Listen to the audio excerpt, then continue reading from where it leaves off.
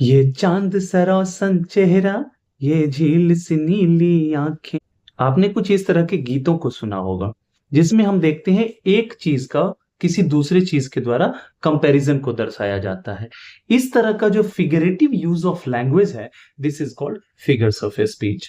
जी हाँ, मेरा नाम है विकास कुमार झा और आप सभी का स्वागत है मेरे यूट्यूब चैनल इंग्लिश विद विकास झा में।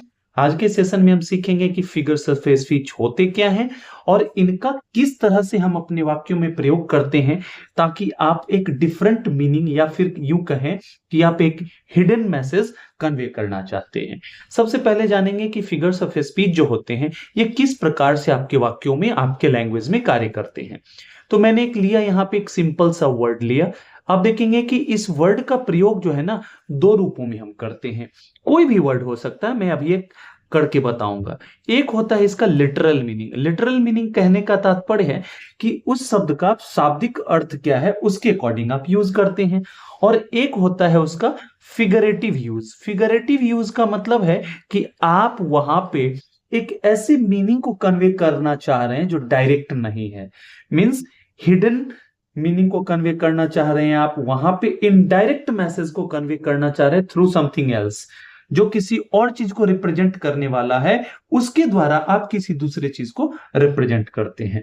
तो जी हाँ दोस्तों, आज के सेशन में हम फिगर्स ऑफ स्पीच के बारे में जानेंगे कि ये फिगर्स ऑफ स्पीच होते क्या हैं और इनका हम अपने वाक्यों में किस तरह से प्रयोग करते हैं। और आज के सेशन में हम टॉप 10 फिगर्स ऑफ स्पीच की बात करेंगे जिनका की प्रयोग हम अपने डेली लाइफ में करते हैं। बस वीडियो के अंत तक बने रहिए ताकि आपको मैक्सिमम बेनिफिट मिल सके। और रही बात यहां से किस तरह के क्वेश्चंस आते हैं और किस तरह के एग्जाम में आते हैं, तो मैं आपको बता दूं, पहले नॉर्मली ये टीचिंग एग्जाम्स में पूछे जाते थे, लेकिन नाउअडेज हम जब बात करते हैं इससे आने वाले प्रश्नों की, तो एसएससी इवन हर एक एग्जामिनेशन में यहां से एक प्रश्न पूछा जाता है जहां इंग्लिश लैंग्वेज की बात होती है। क्लियर है? तो चलिए, फर्स्ट है आज का, दैट इज सिमिली। तो हम देखेंगे कि सिमिली होता क्या है। जब हम बात करते हैं सिमिली की, तो इसे आप एक वर्ड से रिलेट कर सकते हैं, सिमिलैरिटी से, ठीक है ना, या सिमिलर वर्ड से आप इसको रिलेट कर सकते हैं। अब देखेंगे कि इसका प्रयोग करते हैं जब दो डिफरेंट ऑब्जेक्ट्स हो आपके पास, मतलब when you have two different objects और उन दोनों के बीच की तुलना आप कर रहे हैं लाइक या एज के थ्रू। इसके डीपर मीनिंग को समझने के लिए काफी नहीं है। कैसे?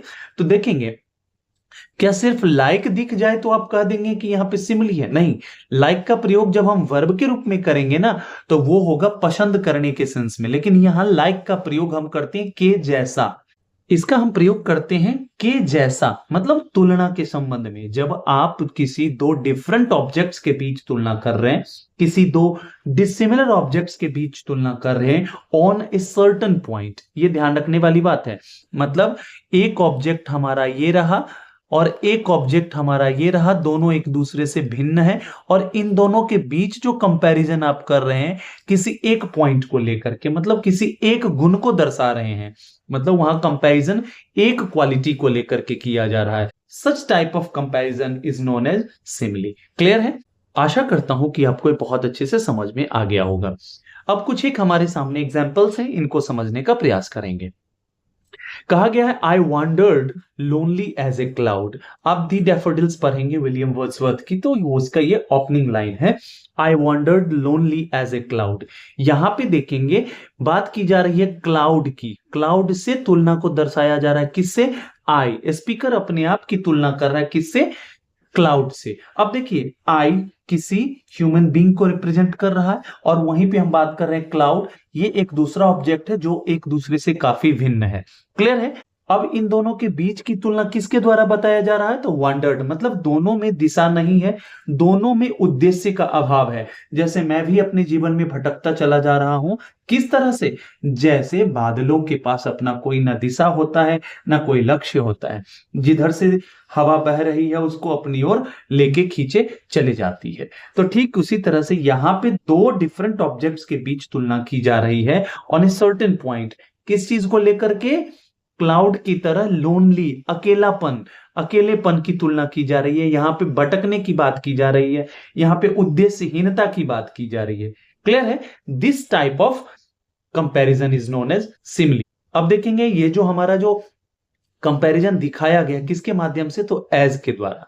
तो यहाँ पे हमने देखा था डिफिनेशन में लिखा हुआ है लाइक और एज के थ्रू हम ये कंपैरिजन करते हैं। क्लियर है। इसी तरह से देखेंगे her smile was as bright as the sun, मतलब उसकी मुस्कान किस तरह से थी, तो वह दिव्यमान थी। किस तरह से, तो सूर्य की रोशनी की तरह। तो यहां पे देखेंगे as bright as it is your simile. Clear है।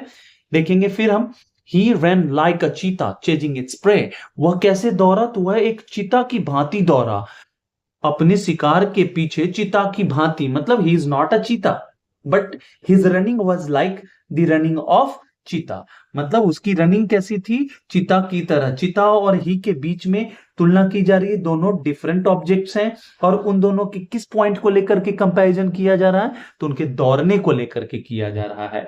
तो ये क्या हो जाएगा, लाइक चीता, यहां पे क्या होगा, हमारा सिमिली हो जाएगा। क्लियर है। चलिए आगे देखते हैं। ही डांसेस लाइक ए हीरो, वह सिर्फ डांस एक हीरो की तरह करता है। यहां पे उसके डांसिंग की तुलना की जा रही है, ही और हीरो दो डिफरेंट पीपल के बीच में, दो डिफरेंट पर्संस के बीच में। क्लियर है। आई होप कि आपको मजेदार तरीके से समझ में आ गया होगा। नेक्स्ट हमारा है मेटाफर। मेटाफर का प्रयोग करते हैं दो डिफरेंट ऑब्जेक्ट्स के बीच तुलना को दर्शाने के लिए, जैसा कि आप सिमिली के सेंस में करते हैं। लेकिन यहां क्या होता है, ये एक डायरेक्ट कंपैरिजन होता है और यहां पे हम लाइक और एज का प्रयोग नहीं करते हैं।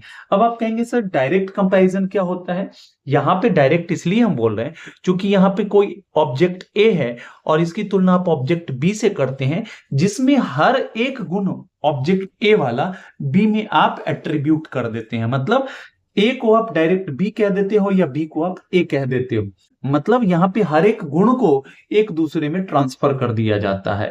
इस तरह के हम कंपैरिजन को मेटाफर बोलते हैं। ठीक है ना।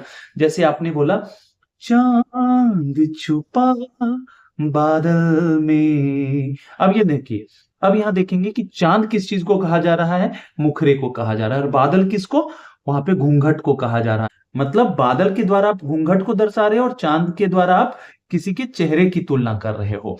This is called metaphor. Clear है। इस चीज को हम देखते हैं कुछ क्वेश्चंस के माध्यम से। कहता है टाइम इज अ थीफ, देखो टाइम को आपने डायरेक्ट कंपेयर कर दिया किस चीज से, थीफ से, मतलब समय को आप चोर बोल दे रहे हो। This is called metaphor. Clear है। नेक्स्ट की ओर देख लेते हैं। नेक्स्ट कहा जाता है her voice is music to my ears, मतलब उसकी आवाज को आप म्यूजिक कह रहे हो, मतलब उसकी आवाज की तुलना म्यूजिक से कर रहे हो डायरेक्ट, मतलब यू आर नेमिंग समथिंग, मतलब रिनेम कर रहे हो किसी चीज को। मेटाफर में हम देखते हैं क्या चीज, किसी ऑब्जेक्ट को आप रिनेम कर देते हो, जिससे आप तुलना कर रहे हो वो नाम उसे आप दे देते हो, उससे आप रिनेम कर देते हो। क्लियर है। It is your trick. Clear. चलिए आगे देखते हैं। नेक्स्ट कहता है love is the star to every wandering bard. अब देखेंगे विलियम शेक्सपियर की सोनेट नंबर 116 है, उसका एक बहुत प्यारा सा लाइन है हमारा। कहता है love is the star to every wandering bark. अब यहां लव को बोला गया है क्या, star to every wandering bark. यहां पे स्टार मतलब ध्रुव तारा, जो अपनी अटलता का एक प्रतीक है। ठीक है ना। अब उसको किसको, प्रेम को। प्रेम मतलब जीवन में जब कितने भी झंझावात आते हैं, लेकिन जब हम सच्चे प्रेम की बात करते हैं तो वो डगमगाता नहीं है। ठीक है ना। वो कैसे है, वॉन्डरिंग बार्क। बार्क कहा जाता है किसे, सिप को। याद रखना है सिप के लिए भी बार्क शब्द का प्रयोग करते हैं। बार्क मतलब भौंकना भी होता है, बार्क मतलब पेड़ का छाल जो होता है वो भी होता है। तो कहता है कि ये एक ध्रुव तारा के रूप में कार्य करता है। कैसे, तो जब आपके जीवन में समस्याएं आती हैं उस क्षण आपको डगमगाने से रोकता है। क्लियर है। लेकिन जब हम बात करते हैं बार्क की, तो बार्क यहां पे शिप को रिप्रेजेंट कर रहा है, तो ये स्टार किस चीज को, तो ये स्टार है लाइट हाउस के लिए प्रयुक्त होता है। लाइट हाउस समझते हैं ना, शिप को दिशा का ज्ञान होता है कि हमें इस तरफ पोर्ट है, इधर जाना है। ठीक है ना। इस सेंस में इसका प्रयोग करते हैं। क्लियर है। चलिए आगे बढ़ते हैं। नेक्स्ट हमारा कहता है पर्सोनिफिकेशन। इसका तो बहुत ही सिंपल है। पर्सन मतलब व्यक्ति होता है, आदमी होता है। जब किसी नॉन ह्यूमन बीइंग को आप एक ह्यूमन बीइंग की तरफ रिप्रेजेंट करते हो या ह्यूमन बीइंग का कैरेक्टर या क्वालिटी उसमें एट्रीब्यूट कर देते हो, this process is known as personification. Clear है। मतलब इसको हिंदी में बोलते हैं मानवीकरण, मानव बना देते हैं, आप उसको इंसानी रूप दे देते हैं, इंसानी फितरत उसमें डाल देते हैं। क्लियर है। मतलब giving human qualities to non human things, मतलब जब आप किसी नॉन ह्यूमन थिंग्स में या नॉन ह्यूमन बींग्स में आप कोई ऐसी क्वालिटी एट्रीब्यूट कर रहे हो या उसमें डाल रहे हो जो किसको रिप्रेजेंट करता है या जो किस में पाया जाता है, तो ह्यूमन बींग्स में। तो ऐसे जो हमारे लिटरेरी डिवाइस होता है उसको हम बोलते हैं पर्सोनिफिकेशन। क्लियर है? आप देखेंगे कुछ एग्जांपल्स, उसके थ्रू आप बहुत अच्छे से समझ जाएंगे। कहता है the wind व्हिस्पर्ड through the trees, the wind व्हिस्पर्ड through the trees. अब कहता विंड ने व्हिस्पर किया। व्हिस्पर का मतलब होता है कम साउंड में बोलना, किसी से कुछ कहना जो इतना कम है साउंड कि सामने वाला जो अगल बगल वाला उसको अच्छे से सुनाई नहीं पड़ता होगा। अब देखिए ये क्वालिटी तो हम आप में है ना, हम आप व्हिस्पर करते हैं, मरमर करते हैं, ठीक है ना, बड़बड़ाते हैं, फुसफुसाते हैं, लेकिन ये क्वालिटी किस में एट्रीब्यूट की जा रही है? विंड में, जो कि एक नॉन ह्यूमन बीइंग है, नॉन ह्यूमन थिंग है। अर्थात यहां पर जो है इसको एक मनुष्य के रूप में रिप्रेजेंट किया गया है। This is called personification. Similarly देखेंगे the sun smiled at us, sun ने क्या किया? हम पर हंसा। अब देखिए हंसने का तो, मुस्कुराने का तो हम लोग के ऊपर जिम्मेदारी है ना, लेकिन हमने क्या दिखाया कि सूर्य भगवान के वो दिखाया कि वो हम पर मुस्कुराए। अब आप प्रचार देखते होंगे प्रमोशंस में कि जब एक छोटा बच्चा स्कूल से निकलता है, घर की ओर जा रहा है, काफी धूप है, तो सूर्य जो है ना ऊपर से वो उसके सारे रश को, उसके सारे एनर्जी को चूस लेते हैं। तो वो भी क्या दिखा रहे हो? That is also personification, that is also an example of personification. Clear है कि आप नॉन ह्यूमन बीइंग को एक ह्यूमन बीइंग के रूप में रिप्रेजेंट कर दो। This type of representation of non human things as human beings is called personification। Clear है? The flowers danced in the breeze। अब कौन डांस कर रहा है? तो फ्लावर्स। ये हल्की हल्की मंद मंद जो हवा होती है उसके लिए हम ब्रीज शब्द का प्रयोग करते हैं। और डांस कौन कर रहा है? फ्लावर। अर्थात यहां भी देखेंगे पर्सोनिफिकेशन है। क्लियर है? चलिए आगे बढ़ते हैं। नेक्स्ट हमारा है, कहता है हाइपरबली। हाइपरबली या हाइपरबोले, जो भी बोले, बोथ आर करेक्ट।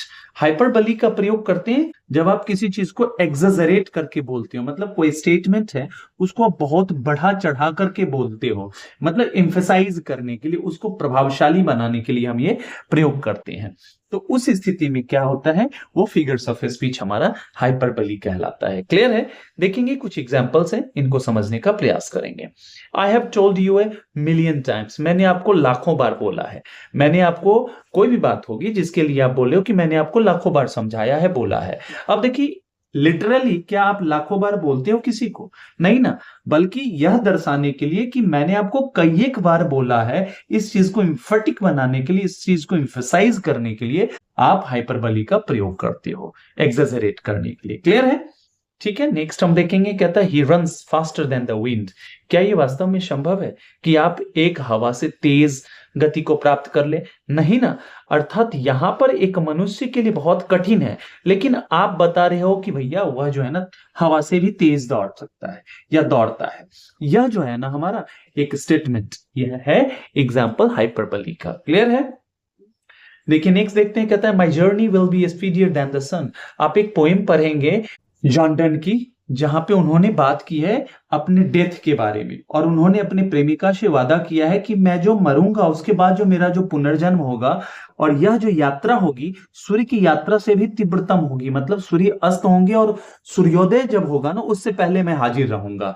मतलब sweetest love I do not go में उन्होंने इस लाइन को बोला है। मतलब क्या मेरी जर्नी सन के गति से तीव्र हो सकती है? यहां पे जर्नी जो है ना डेथ की जर्नी है।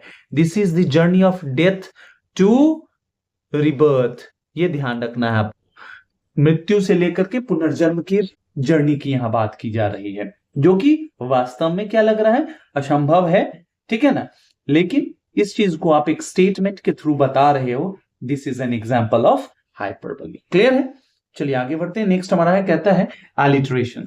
ये फिगर ऑफ स्पीच जो है साउंड बेस्ड है। कैसे?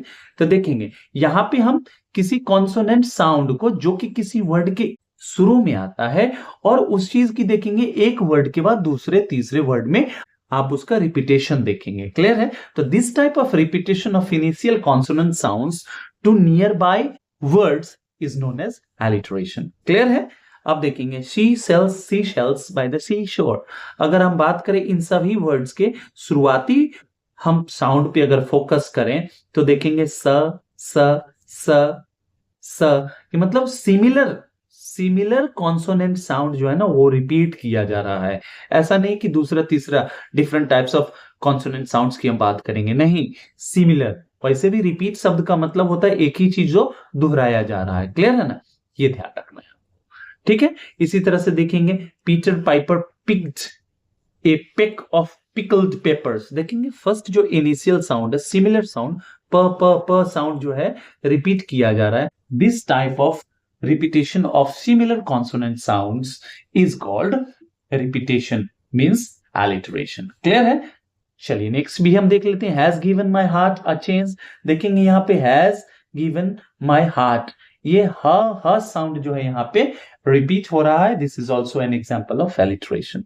क्लियर है, चलिए नेक्स्ट है हमारा टॉम ट्विस्टेड हिज टो, मतलब टॉम ने अपने टो को ट्विस्ट कर लिया। यहां पे देखेंगे ट ट ट, टॉम ट्विस्टेड हिज टो, ये भी रिपीट किया जा रहा है। This is also an example of alliteration. Clear है, चलिए नेक्स्ट की ओर बढ़ते हैं। कहते हैं ओनोमेटोपाया। ओनोमेटोपाया ये भी हम देखेंगे साउंड बेस्ड हमारा फिगर ऑफ स्पीच है। यहां पे क्या होता है कि यहाँ पे जो हमारे जो वर्ड है ना वो दिखाते हैं किसी भी नेचुरल साउंड को। मतलब यहां जो कोई वर्ड जो है हमारा जिसका आप प्रयोग कर रहे हो वो किसी साउंड के लिए प्रयोग में आता है। मतलब नेचुरल साउंड जो प्रयुक्त हो रहा है उसके लिए वो वर्ड प्रयुक्त होता है। ठीक है ना, मतलब ये इमिटेशन दिखाता है, उस साउंड के इमिटेशन को दर्शाता है। मतलब साउंड का imitation in the form of word, this is called onomatopoeia. Clear है, यहां देखेंगे बीज बज्ड। अब देखेंगे कि बीज जो है मधुमक्खियां जो होती है ना वो भन भनाती हैं, और वो भन भनाने के साउंड देखेंगे, गौर से सुनेंगे, इस तरह से। तो ये इस साउंड का आपने इमिटेशन किया है in the form of a word, this is called onomatopoeia. Next देखते हैं, कहता है द क्लॉक टिक्ड लाउडली। अब देखेंगे कि घड़ी जो चलती है ना, घड़ी की सुइयां जब चलती हैं तो क्या होता है, टिक टिक टिक टिक टिक टिक।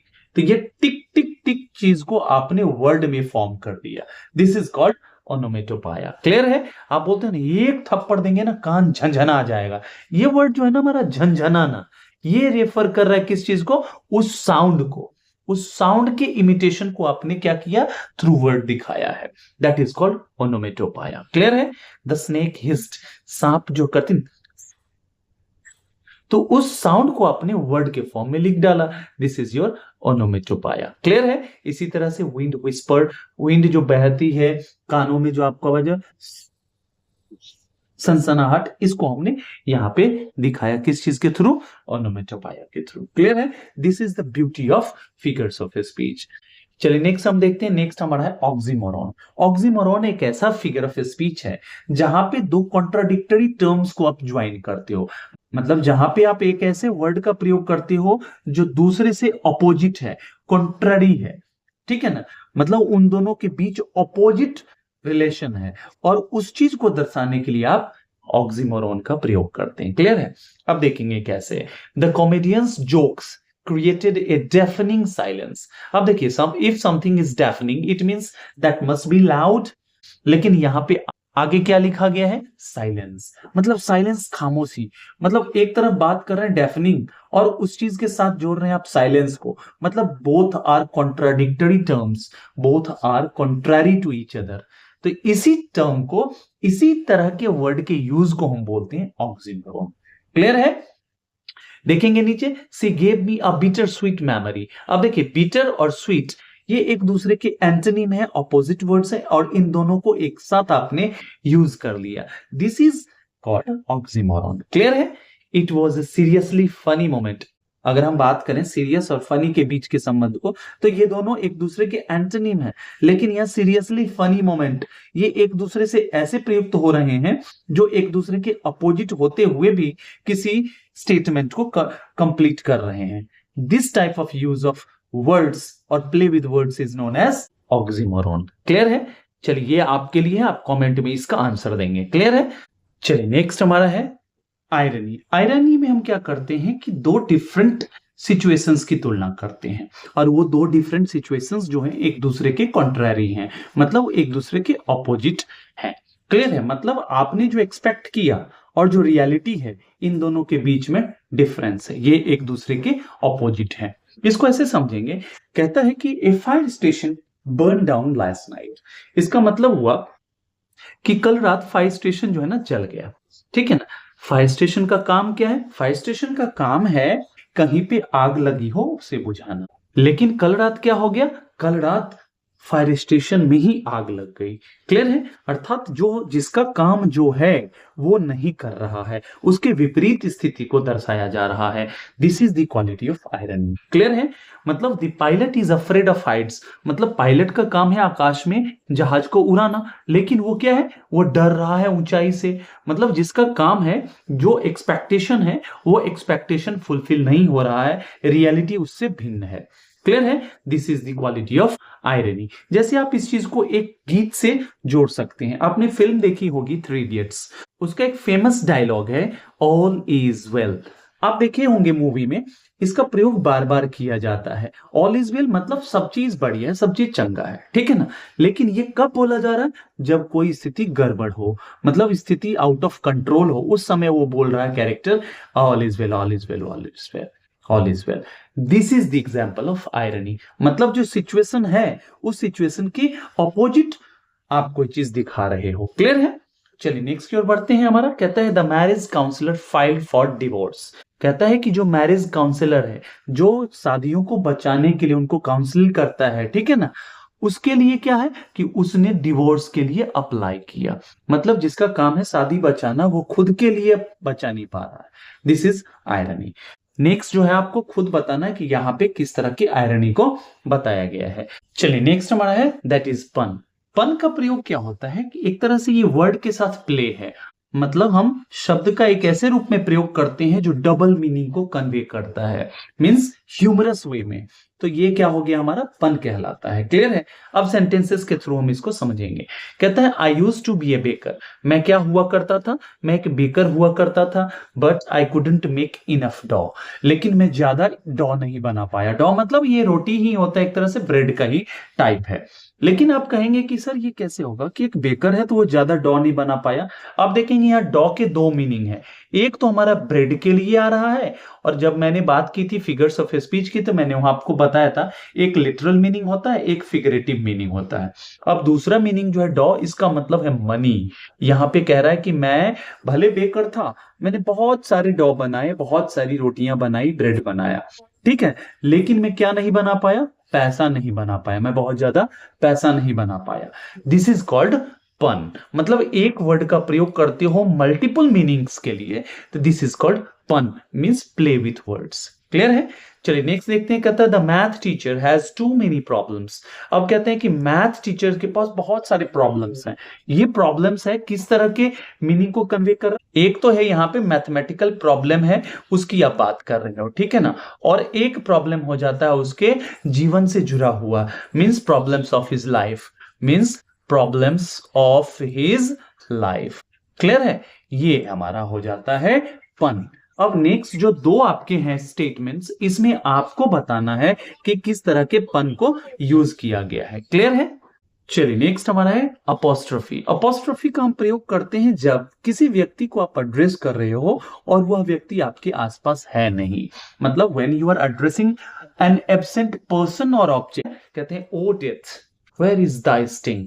ओ डेथ मतलब यहाँ डेथ क्या आपको सुन रहा है, लेकिन आप इस तरह से बोल रहे हो कि जैसे आप डायरेक्ट एड्रेस कर रहे हो, डायरेक्ट किसी से कह रहे हो। This type of address is known as apostrophe. Clear है? इन एब्सेंस ऑफ समवन और समथिंग, ठीक है ना, that is called apostrophe. Next देखेंगे O nature how beautifully you paint the sky. अब यहाँ पे डायरेक्ट आप किसको एड्रेस कर रहे हो? नेचर को, which is not there to listen to you, मतलब जो वहां पे आपको सुनने के लिए नहीं है। इसी तरह से यहाँ पे देखेंगे O sleep where are you tonight. अब नींद नहीं आ रही, आप कह रहे अरे नींद कहाँ चले गए हो, आ जाओ, आज रात तो सोना भी है। ये जो हमारा है ना use of word like this when you address someone or something in its or his absence or her absence is called apostrophe. Clear है? Oh stars guide me through the stars, oh stars guide me through the night, इस तरह से आप use करते हैं। Clear है? I hope कि आपको ये सेशन बहुत ही मजेदार लगा होगा, आपने बहुत कुछ चीज़ों को सीखा होगा। अगर ऐसा है तो लाइक, शेयर, सब्सक्राइब करते रहिए, जीवन में आगे बढ़ते रहिए। चलिए till the time we meet next, happy learning and keep evolving. Thank you so much.